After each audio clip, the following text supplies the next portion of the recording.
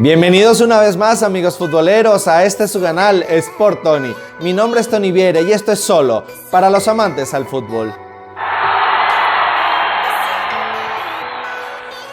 En el programa anterior te hablamos de lo que fue la historia del fútbol y sus inicios. También te contamos cómo llegó a profesionalizarse, de dónde surgió la idea de organizar un mundial de fútbol y cómo fue escogida la primera sede para este evento. Si aún no lo has visto, te invito a verlo al final del programa en un link que te dejaré abajo en los comentarios. Mientras tanto, mantente en línea que hoy tenemos un súper interesante programa para ti.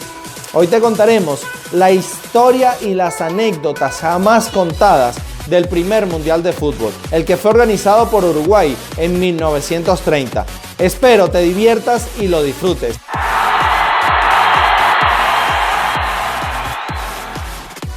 No fue fácil dar el puntapié inicial. El Congreso de Barcelona de 1929 había previsto que el mundial a efectuarse en Uruguay en 1930 se desarrollaría entre el 15 de julio y el 15 de agosto. Esto para coincidir con la época de las vacaciones estivales europeas. Empero, a medida que las semanas pasaban y el comienzo del campeonato se acercaba, una a una de las naciones del viejo continente se excusaban de viajar a Montevideo. Primero los europeos argumentaron que estaban teniendo problemas económicos, pero al ratificárseles que Uruguay se habría comprometido a pagar el viaje y la estadía a todos los participantes, el argumento cambió. La participación en el Mundial significaba que los clubes de este continente se privaban de contar con sus mejores jugadores por lo menos durante 2 meses, esto debido a la larga travesía marítima. Cuando el torneo amenazaba en convertirse en apenas un certamen americano, el presidente de la FIFA por aquel entonces, Jules Rimet, convenció a los gobernantes de su propio país, Francia, y también de los países Rumania, Bélgica y la extinta Yugoslavia para que facilitaran la presentación de sus seleccionados. El rey Carol I de Rumania, en persona, presuntamente a pedido de Magda Lupescu, una mujer que habría sido su amante, intervino ante las compañías inglesas que empleaban a sus jugadores, esto para que les otorgara una licencia y pudieran viajar al mundial. También se dijo en su momento que la selección de Egipto habría confirmado su presencia, pero sus dirigentes no pudieron encontrar la forma de llegar a tiempo a Montevideo. El diario porteño La Nación indicó que al arribar al puerto de Montevideo, a principios de julio, el titular de la FIFA reconoció que el número de selecciones participantes era bastante reducido. Pero todas las cosas siempre tienen un comienzo, y este es un comienzo muy alentador, exclamaba el presidente. Este fue el primer mundial de la historia, y tuvo algunas particularidades. Fue junto a Brasil en 1950 el que menos selecciones participarían, un total de 13, 4 europeos que serían Francia, Bélgica, Yugoslavia y Rumania, y 9 americanos, Uruguay, Argentina, Brasil, México, Estados Unidos, Chile, Perú y Bolivia. Fue el único mundial en la historia en jugarse en apenas una sola ciudad, fue la ciudad de Montevideo. Y también fue el único para el que no se jugaron encuentros clasificatorios. Todos los asistentes eran invitados. El desarrollo del certamen se produjo apenas en 4 zonas, 3 integradas por 3 países y una por 4 selecciones. La primera de cada grupo clasificaría semifinales directamente. Hay que destacar que ninguno de los 18 juegos del torneo terminó igualado. Y las 2 semifinales terminaron con el mismo inusual marcador, 6-1, Uruguay venciendo a Yugoslavia y Argentina a los Estados Unidos. También fue en este mundial donde se registró el juego con menor cantidad de espectadores, apenas 300 personas para ver el Rumania-Perú, a pesar de que ambas escuadras compartían grupo con el anfitrión, Uruguay. En ese encuentro, el peruano Plácido Galindo quedó inmortalizado como el primer jugador en la historia de los mundiales en ser expulsado.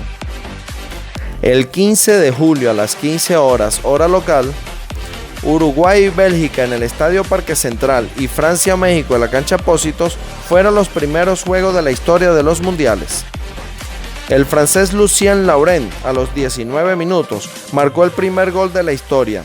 y el arquero en sufrir este primer gol sería el mexicano Oscar Bonfiglio. Otra anécdota, según el reglamento por aquel entonces, los periodos de descanso entre tiempo era un mínimo de 5 minutos y un máximo de 15, esto de acuerdo a lo que dispusiera el árbitro de turno. Y hablando de los hombres de negro, el uruguayo Francisco Mateucci, quien estuvo a cargo del Yugoslavia-Bolivia, ha sido el árbitro más joven en la historia de los mundiales en dirigir un partido con apenas 27 años de edad y 62 días. Junto a estas perlas de la primera Copa del Mundo, les tengo otras curiosidades entrañables. La semana previa al inicio del certamen, el matutino porteño La Prensa comunicó que en el Mundial se utilizaría la pelota de la industria argentina, pero 2 días más tarde, el mismo diario indicó que el continente ejecutivo del campeonato habría dispuesto de una de sus reuniones que se intercedió para que también se utilizara la pelota de fabricación uruguaya. Como no había un acuerdo total del comité ejecutivo, se dispuso a llevar ambos balones al terreno de juego y que fueran los capitanes de turno que escogieran el balón a utilizar. Salvo en los encuentros donde actuaba Uruguay, en todos los demás compromisos se utilizó el balón argentino. Llegó el día de la final entre Uruguay y Argentina, y los capitanes nunca se pusieron de acuerdo con cuál balón se jugaría.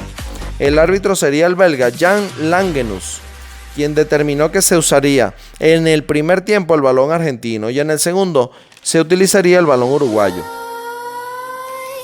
Y no son pocos los que atribuyen la victoria de Uruguay gracias al balón, pues en el primer tiempo Argentina llevaba ventaja en el marcador de 2-1, y luego con el cambio de balón en el segundo tiempo, Uruguay terminaría venciendo con marcador final de 4-2.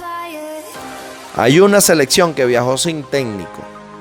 A pesar de que el presidente de la FIFA era francés y que además era el precursor del evento, no le fue fácil conseguir los permisos para que sus mejores jugadores lograran asistir.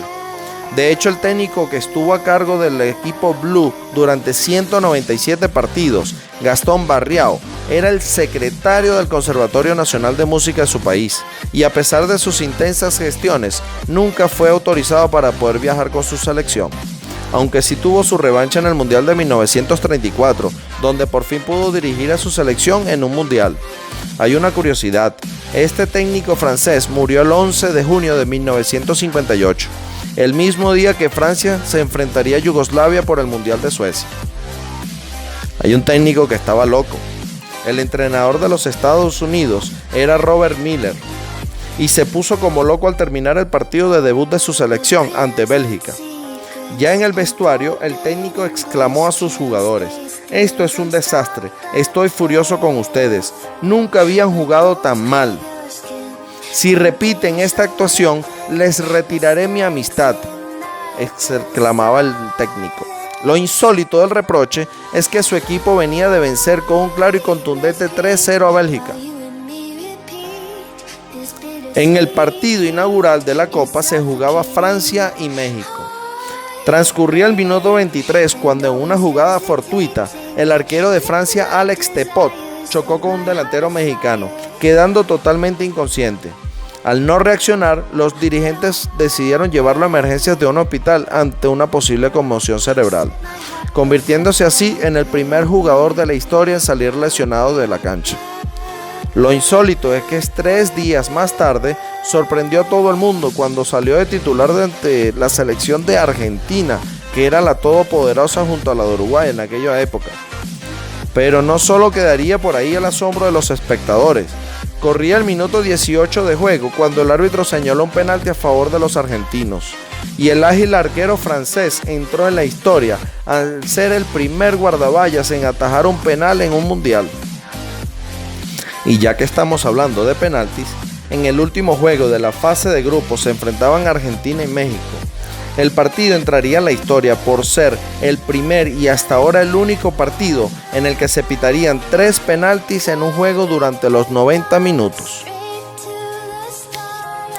El mexicano Manuel Rosas quedaría en los registros como el primer jugador en marcar desde el punto penalti en la historia de los mundiales. Había un policía atravesado. Se jugaba la semifinal entre los locales uruguayos y la Yugoslavia. Corría el minuto 31 del primer tiempo, con los uruguayos por delante en el marcador 2-1, cuando en un pelotazo que tenía destino al lateral, rebotó en uno de los policías presentes junto a la línea de cal. De hecho, hay una versión que destaca que el policía entró al terreno de juego para evitar que saliera el balón, sin que el árbitro ni los jueces de línea se percataran del asunto. Esa jugada terminaría en el tercer gol uruguayo, y por más que los balcánicos protestaran al árbitro, este nunca cambiaría su decisión. Al final los locales ganaron 6-1, clasificándose así a la gran final. Los uruguayos enfadados no se presentarían al duelo por el tercer lugar ante los Estados Unidos, siendo este el único contendiente en ausentarse en un juego de mundial alguno. El primer goleador de la historia de los mundiales era el argentino Guillermo Stabile, quien anotó 8 dianas en el mundial.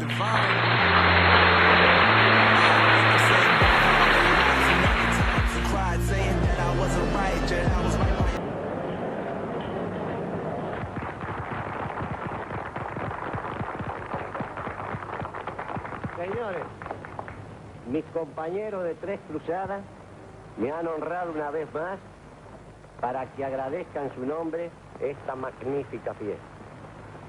El destino quiso que fuéramos nosotros los protagonistas en las conquistas de 2 campeonatos olímpicos y 1 mundial. No creo traer una nota triste a esta espléndida fiesta, recordando a los compañeros que ya no existen, porque ellos están en nuestra mesa y nuestro recuerdo. Celebremos pues nuestra fiesta, brindando porque nuevos gajos del laurel olímpico ciñan en el futuro la frente de nuestros jugadores. Muy bien, amigos futboleros, esto ha sido todo por el día de hoy. Espero les haya gustado. No olviden dejar sus comentarios por aquí abajo, regalarme un like y suscribirse a mi canal. Recuerden que es totalmente gratis. Nos vemos en una próxima oportunidad.